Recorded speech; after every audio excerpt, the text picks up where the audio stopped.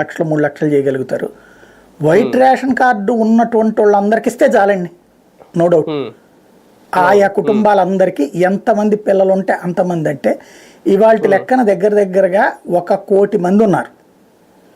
88 లక్షల నుంచి 1 కోటి మంది ఉన్నారంటారు టోటల్గా.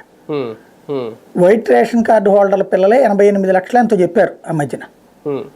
అది స్పష్టత రావాలి. మొన్న మధ్యన వైసీపీ వాళ్ళప్పుడు వీళ్ళని విమర్శిస్తా ఇచ్చిన స్టేట్మెంట్లో అది ఉంది అంకె. 85 లక్షలు ఎంతో చెప్పారు అప్పుడు. అంతమందికి ఇస్తారా, మేము ఇవ్వలేమని. 85 లక్షల మందికి ఇచ్చారనుకోండి, గ్రేట్. ఇక తిరిగే ఉంది, చూద్దాం. కానీ ఈ రైతులకు ఇచ్చే దాని విషయంలో సార్, అప్పుడు ఆయన ఉన్నప్పుడు రైతు భరోసా, పెట్టుబడి సాయం అనే పేరుతో ఇచ్చారు. ఇప్పుడు అన్నదాత సుఖీభావ్ అన్నారు. నిన్న చాలా క్లియర్గా ఆయన చెప్పింది, రాష్ట్రం ఇచ్చే 14,000, కేంద్రం ఇచ్చే 6,000తో కలిపి 20,000 అన్నారు. అక్కడ ఏమైనా మాట మార్చినట్టు ఏమైనా కనిపిస్తుంది? వాస్తవంగా అయితే తెలుగుదేశం హామీ తప్పించి బీజేపీ హామీ కాదు. కాకపోతే జగన్ కూడా అదే తప్పు చేశాడు. అప్పుడు జగన్ తనిచ్చిన హామీ వైసీపీ హామీ, బీజేపీ హామీ కాదు కదా. మోడీ తన పథకం పెట్టాడు.